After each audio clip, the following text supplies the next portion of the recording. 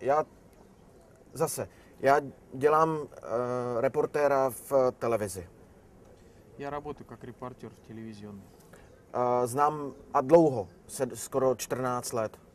14 лет уже работаю, долго. A myslím, že znám mediální prostředí v České republice. Знаю ситуацию с медиализацией в Чешской Республике. Pokud mohu soudit tu reportáž jako takovou, Если могу как бы этот репортаж каким-то образом промыслить. Nemyslím si, že to byla reportáž, kterou oni vypátrali. Думаю, что этот репортаж не был каким-то журналистским расследованием. Myslím si, že jim někdo dal informace, Думаю, что им просто дал кто-то какую-то информацию, fotografie, protože fotografie byly pořízeny někdy v létě nebo na jaře podle zelených stromů, ale reportáž se vysílala v zimě. Потому что фотографии были сняты в летнее время, а как бы этот репортаж, о котором мы говорим, он был вот еще ранней весной, еще не было зеленых деревьев, ничего. A můžu se jenom ptát, kdo tu informaci jim dal a kdo jim dal veškeré materiály.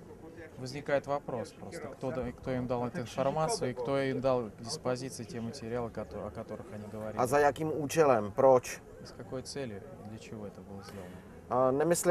Myslím si, že Nova se stala jenom prostředníkem pro něčí boj nebo pro něčí zájmy.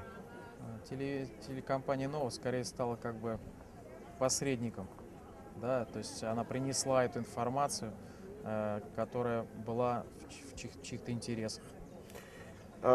Myslím si, že to bylo tak, že reportéři televize Nova ucítili skandál. Думаю, что журналисты телекомпании Nova почувствовали скандал. Ale už se nezajímali o to, kdo a proč jim ty informace předložil. Их потом уже совершенно не интересовало, кто и зачем эту информацию предложил. Já si netroufám soudit, jestli ty informace jsou pravdivé nebo nejsou. Я не могу сейчас судить, правдивая эта информация или нет.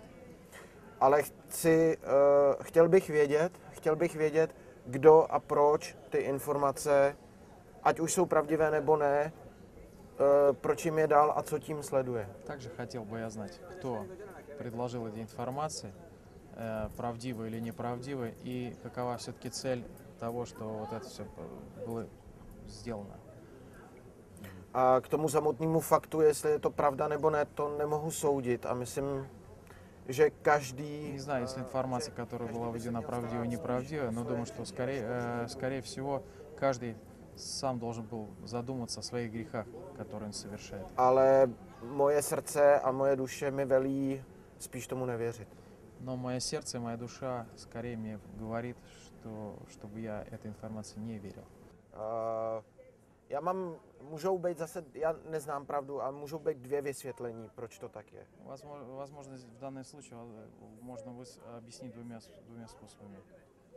To první je to nejlogičtější. Ta žena lhala a teď se omlouvá. Самое логичное это то, что та женщина действительно как бы оболгала, а теперь она извиняется. To méně logické vysvětlení je, že nelhala, ale nechce být účastná toho mediálního skandálu a může lhát v té omluvě. Второй менее логичный, что она не лгала, но не хотела стать членом вот этой вот медиальной кампании, которая совершилась и сейчас. A teď vlastně lže v té omluvě. А теперь лжет еще раз в этом извинении. Sami posuďte, co je pravděpodobnější. Надо самим нам решить, что есть действительно наиболее правдоподобное в данном случае. Vždycky z mé novinářské zkušenosti to nejjednodušší vysvětlení, to nejlogičtější je taky to správné. С моей журналистской практики то самое логичное объяснение, оно является, как правило, всегда правдивым.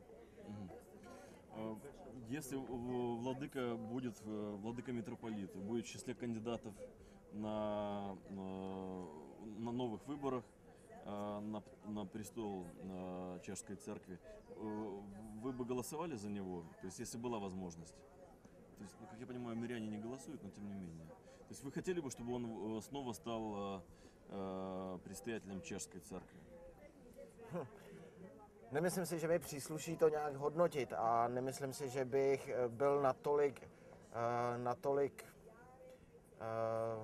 jak bych to řekl, že bych byl natolik způsobilej nebo odvážnej tohle nějak řešit. Не в моей компетенции, во-первых, решать такие вопросы, но я думаю, что владыка должен сам решить, если он может действительно и способен как бы в дальнейшем участвовать в управлении церковью.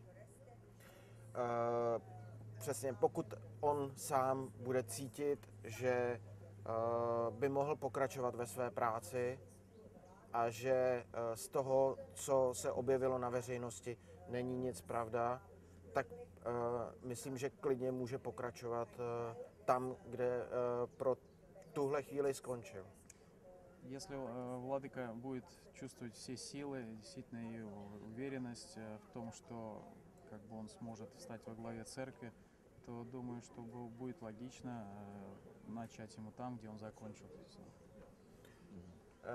Jenom doufám, že pravoslavná církev v České republice nebo v českých zemích bude jednotná. Очень надеюсь, что православная церковь в чешских землях снова будет единой, целой. A že pokud k tomu dojde, že se jednohlasně a bez svárů nebo bez hádek shodne na příštím vladykovi.